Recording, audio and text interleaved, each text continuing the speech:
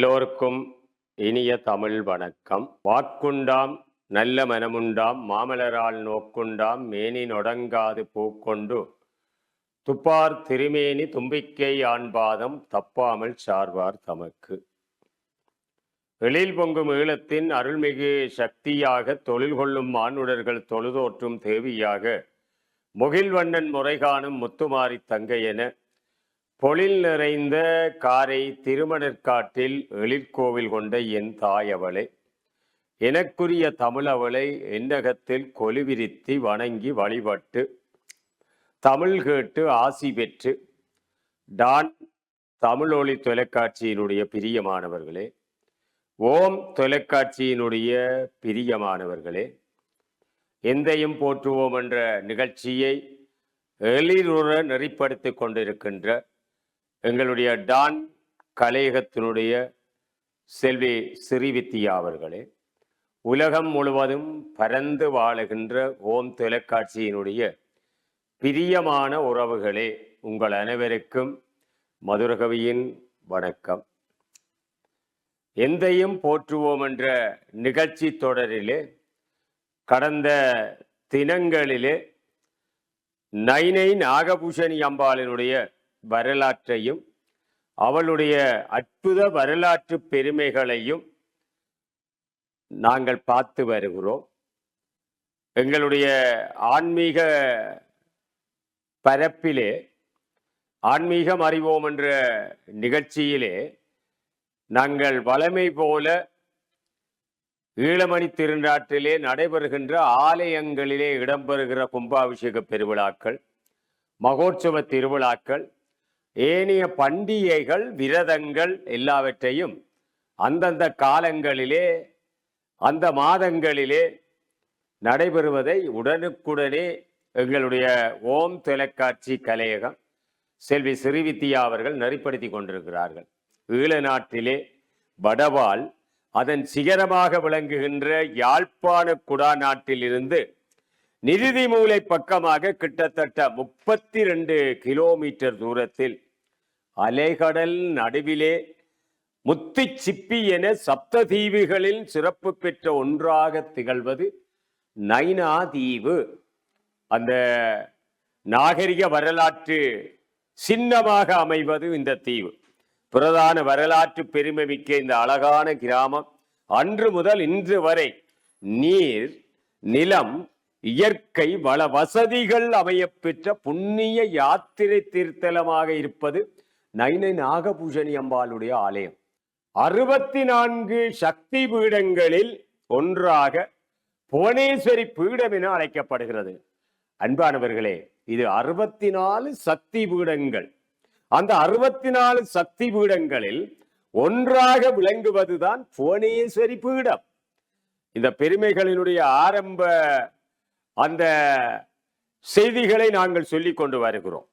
அன்னை நாகபூஷணி தாய் வீட்டிலிருந்து எமக்கெல்லாம் அருள்மலை பொழிந்த வண்ணமாக இருக்கிறார். இன்று மட்டுமல்ல, அவள் பிரதான நாயகி, அம்மணியாக, ஜெகதாம்பிகையாக, கருணாகரியாக, காத்தியாவாக, திரிதேத்தரியாக, தேவி சவுந்தரியாக, பத்திரகாளியாக, துர்காவாக, பராசக்தியாக, பரிபாலினியாக, சித்தஸ்வரூபிணியாக, திவ்யராய ராயேஸ்வரியாக, நைன நாகபூஷணியாக இருந்து உலகம் முழுவதையும் ஆட்சி செய்தவள் தாய். ஆட்சி செய்து கொண்டிருப்பவள் அன்னை நாகபூஷணியினுடைய பெருமைகளை நீங்கள் கேட்பதற்கு கொடுத்து வைத்தவர்கள். ஆமா, இந்த ஆலயத்தினுடைய வரலாற்று தகவல்களையும் நாங்கள் அறிய வேணும். அம்பாளுடைய புதுமைகளை மட்டும் அறிந்துவிட முடியாது. இந்த ஆலயத்தினுடைய வரலாற்று பரப்பு அதை நாங்கள் நீள நினைக்க வேண்டும். போர்த்துகேயர் ஆட்சி காலத்திலே குடா நாட்டு சைவ ஆலயங்கள் பல அழித்து ஒழிக்கப்பட்டது. எல்லோரும் அறிய வேண்டும். எங்களுடைய இளையவர்கள், இந்த போர்த்துகேயர் எங்களுடைய நாட்டை, எங்களுடைய தமிழ் மண்ணை, எங்களுடைய இந்த தேசத்தை அவர்கள் ஆட்சி செய்த காலத்திலே இங்க இருந்த அனைத்து ஆலயங்களையும் அழித்து தரமட்டமாக்கினார்கள், இடித்து அழித்தார்கள். அவர்களுடைய சீற்றம் அந்த அழிவுகளுக்கு காரணமாக இருக்கு. அந்த வகையிலே நைனை நாகபூஷணி அம்மன் கோயிலும் அவர்களுடைய அழிவிலிருந்து தப்பவில்லை. பாருங்கள், இதுதான் வரலாறு.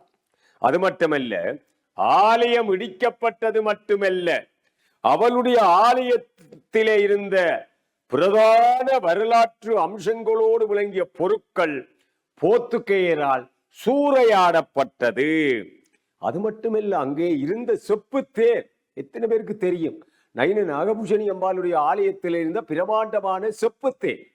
அது மட்டுமல்ல நேயர்களே, பவளத்தேர். இந்த தேர்கள் எல்லாம் இரண்டையும் சேதமாக்கி அந்த கடலிலே தள்ளிவிட்டார்கள். இது போர்த்துகேயருடைய அடாவடித்தனங்கள். இப்ப செய்திருக்க முடியாது, நாங்கள் விட்டிருப்போமா?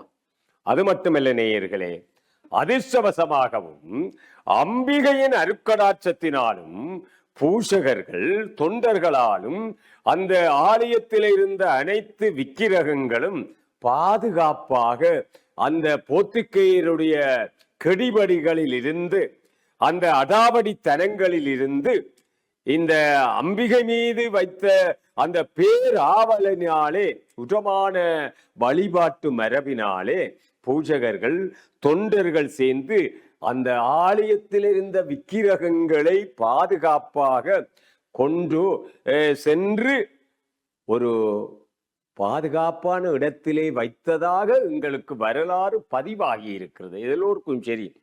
அந்த அம்பாளுடைய விக்கிரகம் மட்டுமல்ல, ஆலயத்தில் இருந்த ஏனைய விக்கிரகங்களையும் எடுத்து சென்று அவர்கள் பாதுகாப்பாக வைத்தார்கள். அது மட்டுமல்ல, அம்பிகையினுடைய அந்த அழகான விக்கிரகம், அவளுடைய அருள் திருவுருவத்தை ஆலமர பொந்தொன்றில் வைத்து மறைத்தார்கள். அம்பாளுடைய அழகான அந்த அருள் விக்கிரகத்தை அங்கே காட்சி தந்த ஆலமர பொந்தினில் கொண்டு சென்று அதை பத்திரமாக பேணி பாதுகாத்தார்கள். இதுதான் அம்பிகை மீது நாங்கள், எங்களுடைய சந்ததி, எங்களுடைய இனம், எங்களுடைய தமிழினம் வைத்திருந்த அந்த உரிமை. அது மட்டுமல்ல, அந்த அம்பிகையை, அது அவளுடைய திருவிளையாடல், பூஷிப்பதற்காக தினமும் நாகம் ஒன்று பூ கொண்டு வந்து அம்பாளை பூஷிக்கிற வழக்கத்தை ஏற்படுத்தியது. அந்த வழக்கத்தை தடுத்து போருக்கு அதனை எதிர்கொள்ள கருடனும் காத்திருந்தது.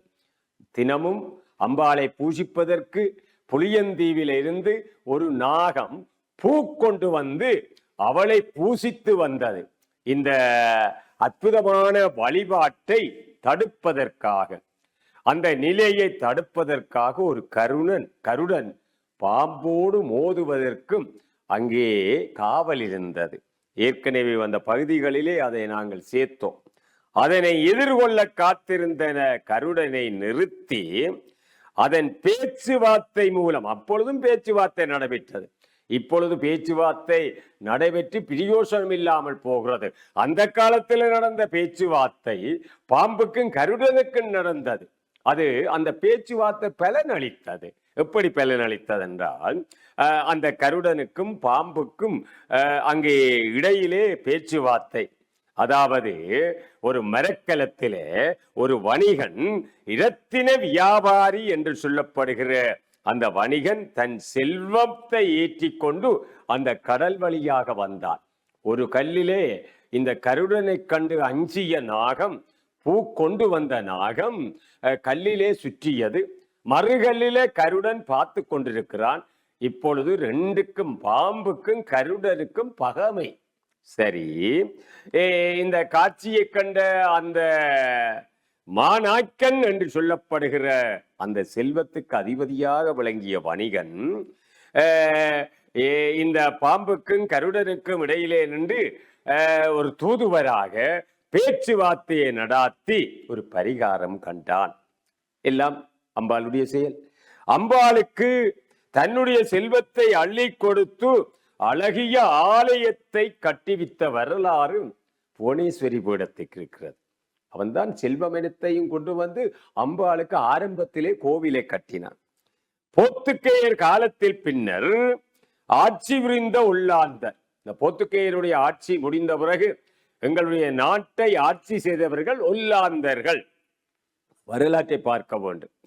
அந்த காலப்பகுதியில் 1782 ஆண்டளவிலே நைனா பட்டரின் தோன்றல்களினால் நைனா பட்டர் எல்லோருக்கும் தெரிந்த ஒருவர். நைனாதீவு என்று சொன்னால் நைனா பட்டரை நாங்கள் பேசாமல் இருக்க முடியாது. அந்த நைனா பட்டரின் வழித்தோன்றல்களினாலே மூலஸ்தானம் அமைக்கப்பட்டு அங்கே நாகம்மை பிரதிஷ்டை செய்யப்பட்டால் அவர்களின் சந்ததியினரால் தான் தொடர்ந்து அந்த பூசை வழிபாடுகள் நடைபெற்று வருகிற ஒரு மாண்பை, ஒரு மரபை, ஒரு வழக்கத்தை நாங்கள் பார்த்து கொண்டோம். அதற்கு பிறகு 1949 முதல் பரம்பரை உறுப்பினர் 4 அடங்கலாக பொதுமக்களால் தெரிவாகிய 5 உறுப்பினர்களும் சேர்ந்து அந்த ஆலயத்தினுடைய பரிபாலனத்தை, நிர்வாகத்தை பரிபாலனம் செய்து வந்தார்கள். இது ஆரம்பம். நைன நாகபூஷணி அம்பாளுடைய ஆரம்ப காலம். நாங்கள் பார்த்து கொண்டிருப்பது நைன நாகபூஷணி அம்பாளுடைய அற்புத வரலாற்று சிறப்புகள். வாருங்கள் நேயர்களே. அது மட்டுமல்ல, இந்த ஆலயத்தினுடைய பிரதான வரலாற்று பெருமைகளை எல்லாம் நாங்கள் பார்த்து முடிக்க முடியாது. தொடர்ந்து பார்த்து கொண்டிருக்கலாம். 1957 இந்திய சிற்பக்கலைஞர்களை கொண்டு இலங்கையிலே எங்குமே காணப்படாத அழகிய வேலைப்பாடுகளோடு கூடிய ஒரு அழகான சித்திரத்தேர் அம்பாளுக்கு அமைக்கப்பட்டது. பாருங்கள் நேயர்களே, இலங்கையிலே எங்கனும் அதே போல தேரை பார்க்க முடியாது. அப்படிப்பட்ட இந்தியாவிலே இருந்து வரவழைக்கப்பட்ட சிற்பக்கலை நுணுக்கங்களை அறிந்து கொண்ட சிற்பக்கலைஞர்களாலே அவளுக்கு ஒரு அழகான சித்திரத்தேர் அமைக்கப்பட்டது. எத்தனையாம் ஆண்டு? 1957 நீங்கள் அறிந்து கொள்ள வேண்டும். இன்றைக்கு அம்பாளுடைய தேரை பார்த்தீங்கள் என்றால் அதிலே அவளுடைய வரலாறு பதிவு செய்யப்பட்டிருக்கிறது. தேர் செய்த காலம், இந்த அம்பிகையினுடைய ஏராளமான வரலாற்று அற்புத சிறப்புகளை நைனாதீவு தேரில பார்க்கலாம். அதன் பின்னர் தான் விநாயகப் பெருமானுக்கும் முருகப்பெருமானுக்கும் தேர்கள் அமைக்கப்பட்டது. அம்பாளுடைய தனித்துவமான பெருமைகளை மட்டும் பேசவில்லை. ஆலய சூழல், ஆலயத்தினுடைய அந்த அழகு, ஆலயத்தினுடைய கட்டட அமைப்புகள், புறச்சூழலிலே காணப்படுகிற தேர், மஞ்சம், சப்பரம், கைலாச வாகனம், இப்படி எல்லாவற்றையும் நாங்கள் பார்ப்போம். அது மட்டுமல்ல, மஞ்சத்தேர், கைலாச வாகனம், சப்பரம், பூந்தண்டிகை போன்ற சகல வகை சுவாமி வீதி பலம் வருகின்ற ஏதுக்கள் பல காணப்படுவது இறைவியினுடைய அருள் மாட்சி, இறைவியினுடைய இறை மாட்சி என்று சொன்னால் அது மிகையாகாது. அது மட்டுமல்ல நேயர்களே, இலங்கையிலே இடைக்கிடை ஏற்பட்ட வன் செயல்களின் போது, இந்த இலங்கையில இப்பதான் யுத்தம் இல்லை, அந்த காலத்திலேயும் யுத்தம் நடைபெற்றது, வன்முறைகள் இடம்பெற்றது. அந்த யுத்த சூழல்கள் அங்கே காட்சி அளித்தது. அந்த வேளைகளில் கூட சித்திரத்தேர் தவிர்ந்த ஏனைய தேர்கள், மஞ்சம், சப்பரம் யாவும் தீக்கிரை ஆக்கப்பட்டன, எரித்தார்கள். பாருங்கள், இவ்வளவு நைனாதீவை கூட அவர்கள் விட்டு வைக்கவில்லை. இந்த கொடுமைத்தனங்களிலிருந்து நாங்கள் மீண்டோம், இந்த மண்ணிலே அவளுக்கு ஆலயத்தை புறணமைத்தோம், கும்பாபிஷேகம் கண்டோம், மீண்டும் தேர்களை உருவாக்கினோம் என்று சொன்னால் அம்பிகையை நாங்கள் சரண் புகுந்த காரணத்தினால் எண்ணியதை முடித்தோம். எங்களுடைய சந்ததி, தமிழர் சந்ததி அதை முடித்தார்கள். அது மட்டுமல்ல நேயர்களே, அம்பாளின் தேருக்கு பல வன் செயலாளர்களினால் தீ வைக்கப்பட்டது. அது எரிய மறுத்து விட்டது. தெய்வத்தன்மை என்றுதான் சொல்ல வேண்டும். அவர்கள் தீயா வைத்தார்கள் தேருக்கு, தேரை கொளுத்தினார்கள். அந்த தேர் எரியவில்லை. அது அவளுடைய அற்புதமான செயல் அல்லவா? அவள் அதை தடுத்து நிறுத்தினாள். அது மட்டுமல்ல நேயர்களே, ஆலய சூழலில் ஆலய தெப்ப குளம் இன்றைக்கு காட்சி அளிக்கிறது. அங்கே தெற்கு வாசல் கோபுரம், ஆலயத்தினுடைய மண்டபங்கள், ஆலய உள்வீதி, பளிங்கு பதித்த நில அளவை அந்த பிரதேசங்கள் எல்லாவற்றையும் பார்க்கலாம். நைனா நாகபூஷணி அம்பாளுடைய ஆலயத்துக்கு சென்றால் இத்தனை விடயங்களையும் பார்க்கலாம். அது மட்டுமல்ல, ஆலய முகப்பிலே இன்றைக்கு 108 அடி உயரமான ராஜகோபுரம். எங்களுடைய இலங்கையிலே இருக்கிற ஆக உயரமான கோபுரம் எது என்று சொன்னால் நைனை நாகபூஷணி அம்பாளுடைய ஆலயத்தினுடைய 108 அடி உயரமான ராஜகோபுரம். நாங்கள் பார்த்து கொண்டிருப்பது 26/6/2025 வியாழக்கிழமை நண்பகல் 12 மணி அளவிலே அன்னை நாகபூஷணியினுடைய கொடியேற்ற பெருவிழா.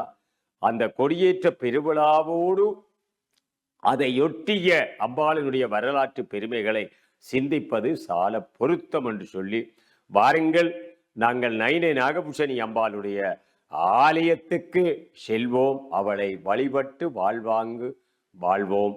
ஓம் சக்தி, ஓம் சக்தி, ஓம் என்று சொல்லி இந்த அளவில் நிறைவு செய்து கொண்டு அடுத்த பரப்பிலே நைனை நாகபூஷணி அம்பாளுடைய பெருமைகளோடு தொடர்பவர் உங்கள் மதுரகவி. வணக்கம் நேயர்களே.